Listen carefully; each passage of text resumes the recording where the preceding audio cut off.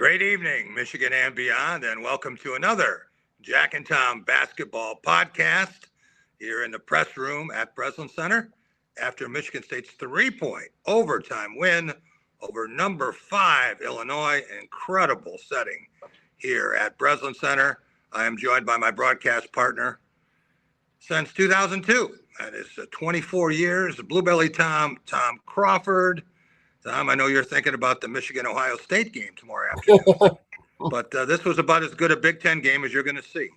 No, I wasn't thinking. I was thinking about this guy. I was watching, Duke Carolina was a tremendous game. Duke trailed the whole game until 0.4 seconds, and then this Michigan State Illinois game was riveting, was physical, and clean. I mean, hardly any turnovers. It was well played game. It was fun to watch, and I didn't mind the outcome, believe it or not, because hey, Michigan's sitting alone in the top of the Big Ten.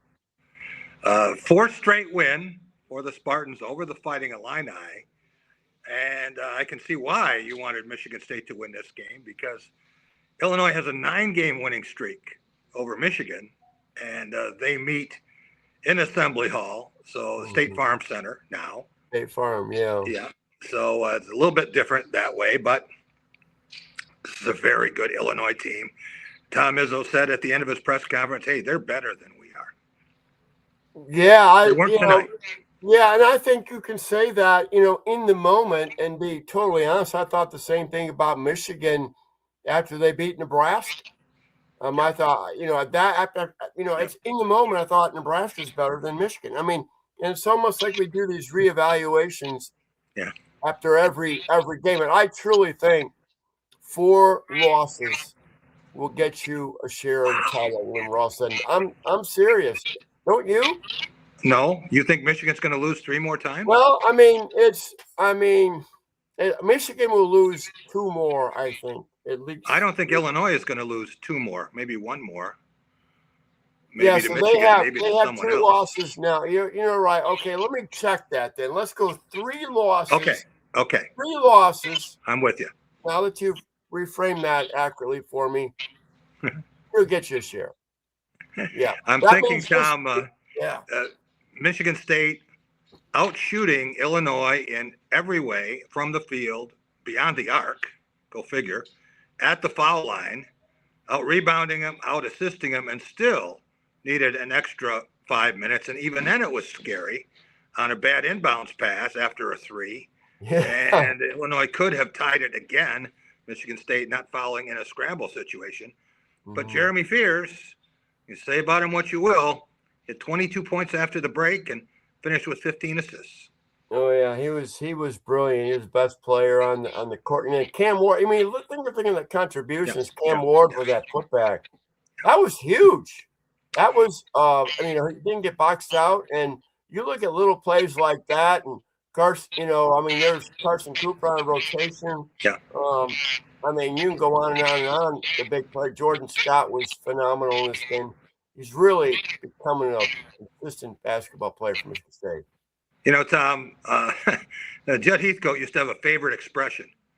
We got a lot of basketball from a lot of players. Yeah. And tonight, even was a Carson Cooper sighting.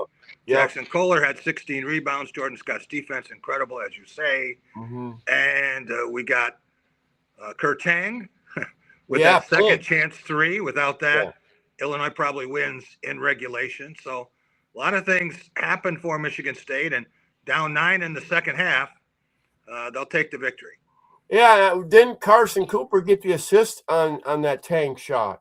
He rotated out on that, if I'm not mistaken. I'm trying to think who got him the ball. I think it was Kohler. Or Kohler did. I'm sorry. Yeah. And then, but it was Carson Cooper almost won the game at the end of regulation. That would have been one of the wildest shots ever for Michigan State in that situation. But did what it had to do. And someone said, that was their best game in 2 weeks. I said, no, that was their best game of the season, the way they played. And they beat Rutgers, didn't deserve to. Lost to Michigan and deserved what it got. nearly came back and beat Minnesota and deserved that loss. But if they had lost this one, they did outplay physically superior team, taller, more skilled. And, I don't like it when they say, well, they wanted it more. I think Illinois wanted it really bad. You see the guys crying after the game. Yeah. But Michigan State's players were crying a different kind of tears. I'm watching on TV. You're obviously there as you are all the home games at Breslin. I thought that crowd was as loud as the Michigan game, to be honest with you. I mean, the Michigan game had down moments for Spartan fans. But I mean, that was really rocking. Yeah, absolutely. And, in the Michigan game, Tom, there's some apprehension. There's some, oh, damn, they're thinking, oh. Anxiety. They quiet you down. That dials the volume down. Anxiety brings down volume. Yeah. But Michigan State last year, if you remember, had lost to Indiana. And there was such a big deal made about Izzo passing Bob Knight, and then they lay this giant dodo egg in Breslin and lose to the Hoosiers for their third Big Ten loss, their last one. And then they're playing at Illinois, and people are saying, well, they're not going to win again the month of February. And they're 16 down in that game. Mm-hmm. And they hold Illinois scoreless for the last 8 minutes. So this was that kind of a dig deep performance, trailing by 9 in the second half. Yeah, and obviously, the job they did. I mean, Wagler is a really good player, obviously. Yes, really good player. But I thought Michigan State really. Keaton Wagler is. I mean, he was 2 of 16 from the field. Yeah. Lots of free throws. We know that, but what a defensive job that was. Keaton Wagler hasn't been 2 for 16 since he was 4 years old on his driveway. Yeah. And, it was one of those nights. Michigan State took full advantage of it. But now they have to go to Madison, Wisconsin. Yeah. And some awfully good Michigan State teams have lost there over the years, we know. Yeah. So it doesn't get any easier. There's some very tough challenges ahead. Michigan State still has to play in West Lafayette, where it hasn't won since 2014. It still has to play in Ann Arbor. Good luck with that. Yeah, and at Indiana. And plays Indiana. That's is that Indiana in Bloomington or in East Lansing? No, Indiana and Bloomington. Yeah. So those are. And they got 3 losses. Yeah, and so they could finish with 6 or 7 losses. But don't tell them that. Right now, they think that they're as good as any team in the league, and tonight they were. Well, all those teams are really close. I mean, that's where if Michigan State can't, they could run the table and get a share of the title. I mean, they could do that. I mean, possibly, or drop 1, maybe have 4 and be close. I don't know, but Wisconsin got screwed today in Bloomington. Is that right? 2 horrible calls. Didn't see it. They had the ball with up 1, and they got offensive foul. It was definitely a block, and then Indiana. Went to overtime and they got screwed. 2 bad calls, and so they will be seething mad, I would think, when they play Michigan State on Friday night on Fox. Yeah. It's amazing, Tom, to think of how competitive this is between these top 5 teams at the top in the Big Ten. And we've seen 3 good teams in the Big Ten, or maybe we have seen 4. But to see 5 teams that closely balanced in the Big Ten is something we are not used to. And Tom Izzo was so caught up in this whole thing that he thought they played Wednesday. So, in terms of the game is Friday, not Wednesday, Tom. Yeah. He's going to get the team to Madison a couple days early.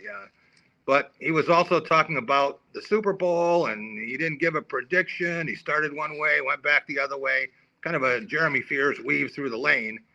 But he is excited about the hockey score tonight, and I think he might stay up all night watching the hockey replay. Seriously, really, yeah. I have a hard time believing that, but Well, he's pretty excited about that. The duel in the D. yeah. And Michigan Well, State it was a 5-2 split. win. Yeah, it was a split this weekend. Yeah. Michigan State though has moved back ahead of Michigan into first place. Yeah. Both those teams will probably end up in the Frozen Four. Yeah. I mean, when they're They've played four times in the regular season, and then two more in the postseason, right? Right. Yeah.